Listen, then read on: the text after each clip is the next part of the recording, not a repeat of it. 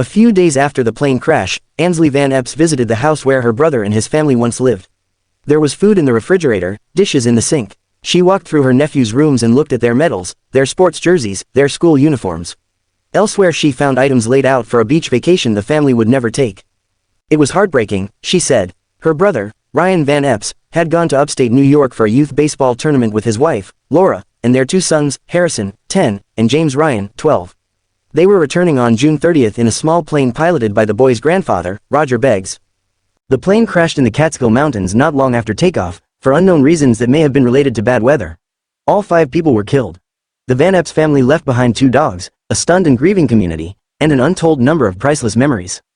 Regan Burr was a friend of the family. She remembered Laura's flower arrangements. They often featured blue hydrangeas and magnolia leaves. Laura brought flowers in a vase to Burr's house for a cookout on Memorial Day weekend. Burr washed the vase and stored it away. When she heard about the plane crash, she found the vase, cut some hydrangeas from her own yard, put them in the vase, and brought it back to Laura's house.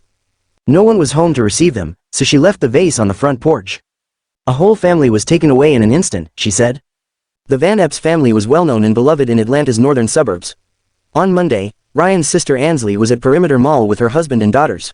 They were buying clothes for the funeral, which is scheduled for 2 p.m. today at Roswell United Methodist Church, the same church that hosted Ryan and Laura's wedding 15 years and 1 day earlier. At the mall on Monday, Ansley sat down at a table under a skylight and thought about her brother, her nephews, and the challenge of planning a service for 5 people all at once. Ryan was the oldest of 4 Van Epps siblings. Ansley reminisced about the giant forts he built in the backyard. He and his father would collect discarded lumber from construction sites. One treehouse was multiple stories high and had a crow's nest like you'd see on a pirate ship. Ryan played baseball, football, and lacrosse. He graduated from Roswell High School a year ahead of Laura, who also played lacrosse. Ryan got a college degree in business administration. Laura in special education. They started dating after college, got married, and had 2 sons who attended Kings Ridge Christian School in Alpharetta. Harrison cared about doing well in school and had a great attitude about working hard to improve his skills, wrote Stephanie Gamage, head of the lower school. He was well-liked by classmates and was a good friend. Harrison played quarterback and linebacker in the North Atlanta Football Club. He was incredibly smart, incredibly driven, said his coach, Rich Dennis. He was loved by every kid on the team. James Ryan, his older brother, also played football. His team in the Milton High Feeder program won a state championship, said his coach, Brent Bechard. James Ryan played tight end, receiver, and middle linebacker, or Mike linebacker, where he led the defense. The coach recalled a goal line stand at the end of a playoff game. James Ryan and his teammates stopped the running back at the 1-yard line to preserve the victory. The coach also remembered how James Ryan's mother, Laura, went out of her way to celebrate the other boys on the team. She always had a hug for everybody, he said. James Ryan also played on an elite travel ball team called the 9th Inning Blue Jays. They'd been together since the previous August and had looked forward to the tournament in Cooperstown, home to the Baseball Hall of Fame.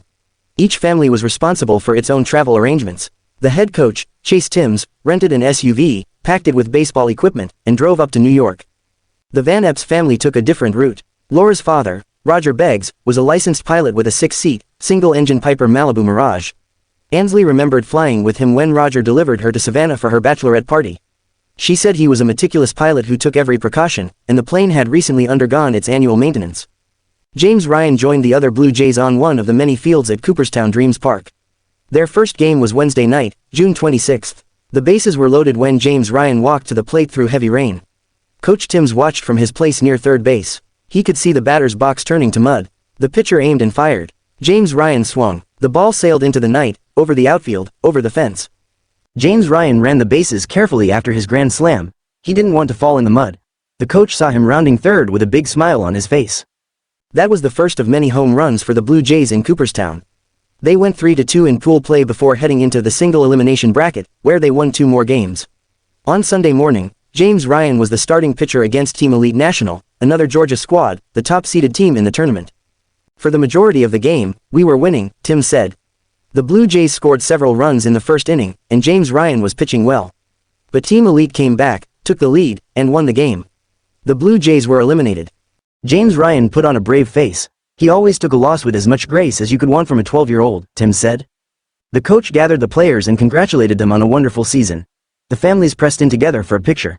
Then they prepared to go their separate ways. Coach Timms gave James Ryan one last fist bump. I told him I was proud of him, Tim said. I told Laura, we'll see you guys soon, safe travels. Oneonta Municipal Airport is about 15 miles from the baseball park. According to the National Transportation Safety Board, the Piper carrying Roger Beggs and his 4 passengers took off from Oneonta at 1:40 p.m. They were headed for Charleston, West Virginia, about 560 miles southwest, to refuel before heading on to suburban Atlanta. It's not clear what the pilot knew or believed about the weather when he first ascended. Investigators are still working on their preliminary report, which is expected later this month. According to an NTSB statement, flight tracking data was lost about 12 minutes after departure. It also said, meteorological data shows storm activity along the flight path. The single-engine Piper did not get very far. It crashed in unknown circumstances along the wooded hills near Lake Cecil Road in the town of Masonville, New York, about 30 miles from the Oneonta Airport. The NTSB said the plane left a trail of debris almost a mile long. There's a lot of questions about what happened, Ansley Van Epps said, beneath the skylight at Perimeter Mall, in a conversation with a reporter on Monday. It had been more than a week since the crash, and she did not expect to understand it anytime soon. "We will be asking why for the rest of our lives," she said. Meanwhile, she and others who loved the Van Epps family took care of other priorities. The dogs, a young black lab named Gunner and an old golden retriever named Walker, were in the care of Laura's stepmother. Friends were helping each other choose colorful outfits for the funeral because they were sure Laura wouldn't have wanted anyone to wear black. James Ryan's football teammates were adding their signatures to his helmet. Someone was organizing an unusually long list of pallbearers. There was something else, too, a terrible errand to run. On Tuesday morning, Ansley, her husband, DJ, her parents, and her younger brother, Jason, flew to JFK Airport in New York. A man who worked for Delta Airlines drove them onto the tarmac to see the remains of their loved ones loaded into the cargo hold of a plane. The driver was nearly overcome with emotion. Ansley started crying. The survivors boarded the plane to escort their loved ones back to Atlanta. On that flight, Ansley reached a state of emotional exhaustion. She was thinking about Walker, the family's old golden retriever, who'd been with Ryan and Laura since before they were married. Now Walker was about 15 years old, blind and deaf, living his last days. Ansley was crying and laughing, loudly enough that she worried other people might think she was crazy. She thought about her nephews and their old dog, and she said something like, "James, Ryan and Harrison will be so happy to see Walker soon." The plane continued southwest, descending steadily, bringing the Van Epps family closer and closer to their final destination.